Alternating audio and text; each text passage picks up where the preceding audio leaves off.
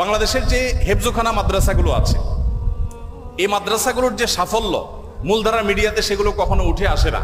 কিন্তু আপনারা জানেন যে পৃথিবীর 100, 110, 20টি দেশের সাথে কম্পিটিশন করে আমাদের মাদ্রাসা, আমাদের দেশের হেফজোখানার ছাত্ররা তারা প্রথম, দ্বিতীয়, তৃতীয় স্থান অর্জন করে তারপর দেশে ফিরে আসে।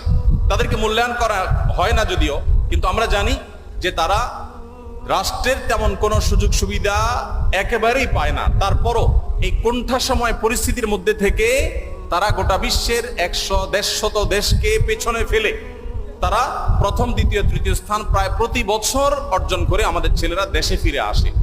এই যে আমাদের দেশে হেফজোখানাগুলোর যে সাকসেস, তাদের যে সাফল্য, এটা রহস্য কি, সিক্রেট কি?